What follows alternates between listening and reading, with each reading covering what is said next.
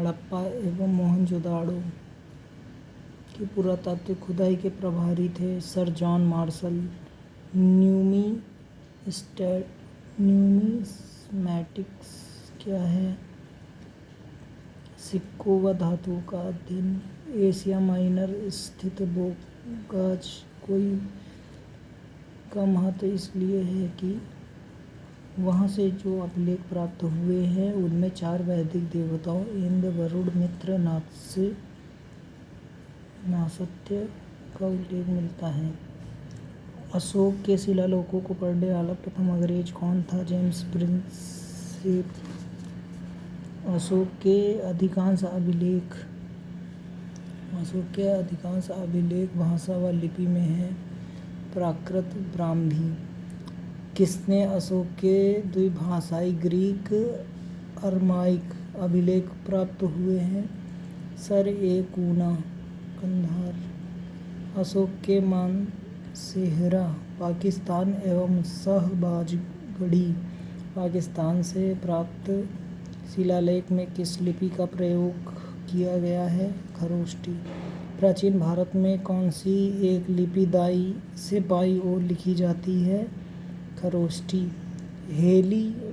Heliodorus का बेसन-नगर अभिलेख संदर्भित है? केवल वासुदेव से। यही होना सही है। निम्नलिखित में से कौन सा अभिलेख कलिंग नरेश खारवेल से संबंधित है? हाथी गुफा। ठीक है। सर्वप्रथम भारत में विशुद्ध संस्कृत भाषा में लंबा अभिलेख किस राज्य द्वारा जारी किया गया है? शक क्षत्रप रुद्रदमन द्वारा। काव्य शैली का प्राचीनतम नमूना किसके अभिलेख से मिलता है? रुद्रदमन के। निम्नलिखित में से किस अभिलेख में चंद्रगुप्त मौर्य, अशोक दोनों का उल्लेख किया गया है? महाक्षत्रप रुद्रदमन का जूनागढ़ अभिलेख। थोड़ा आवाज़ लड़खड़ा जाती है ना। समुद्रगुप्त की सैनिक उपलब्धियों का वर्णन उसके किस अभिलेख में उपलब्ध है? प्रयाग के। प्रयाग प्रशस्ति, ये तो प्रयागराज में है। अभिलेख का लेखक हरिश्रेण किस शासक का दरबारी कवि था? समुद्रगुप्त का। मेहरौली दिल्ली स्थित लौह स्तंभ का निर्माण किस सदी में हुआ है? मेहरौली के स्तंभ सदी में हुआ है 4th सदी में। दिल्ली के मेहरौली को कुब्बत उल इस्लाम मस्जिद के प्रांगण में स्थित प्रसिद्ध लौह स्तंभ किसकी स्मृति में है? चंद्र के। सती प्रथा का पहला पुरातात्विक उल्लेख कहाँ मिलता है? एरड़ अभिलेख में। एरड़ अभिलेख का संबंध किस शासक से है? भानुगुप्त, है ना। ऐहोल प्रशस्ति का रचयिता रविकीर्ति किस चालुक्य शासक का दरबारी कवि था? पुलकेशिन। हर्ष एवं पुलकेशिन के मध्य हुए संघर्ष की जानकारी कहाँ से मिलती है? ऐहोल अभिलेख से।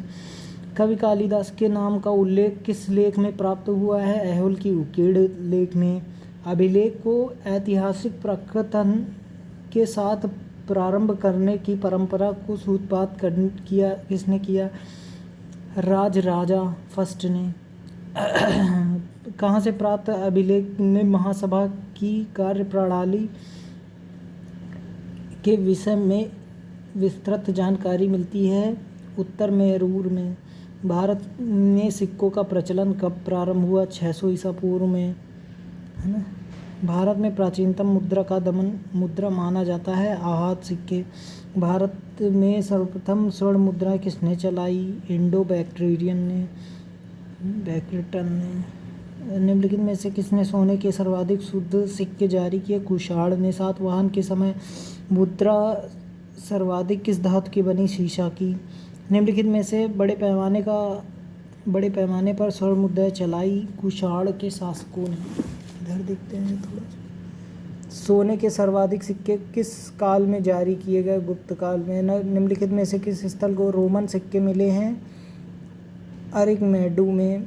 भीमबेटका किसके लिए प्रसिद्ध है? गुफाओं के शैलचित्र। बौद्ध ये तो नहीं है, गुफाओं के शैल चित्र में है। प्राचीन काल में भारत के लोग बर्मा को किस नाम से जाने जाते थे? सुवर्ण भूमि। अंकोर वाट कहाँ स्थित है? कंबोडिया में। प्लिनी की मूल कृति नेचुरल हिस्ट्री किस भाषा में रचित है? लैटिन भाषा में। चचनामा सिंध का इतिहास और मूल रूप से में किस भाषा में लिखा है? अरबी। भारत के सांस्कृतिक इतिहास के संदर्भ में इतिवृत्तों, राजवंशियों इतिहास तथा वीर गाथाओं को कंठस्थ करना निम्नलिखित में किसका व्यवसाय था? अग्रहारिक। चीनी यात्री सुंग यूं ने भारत यात्रा की 518 से 522 में और महाभारत युद्ध के 3101 ईसा पूर्व तिथि उल्लेख निम्नलिखित में से किस अभिलेख में हुआ है? पुलकेशिन सेकंड ऐहोल अभिलेख। रवातक अभिलेख किससे संबंधित है? अशोक से।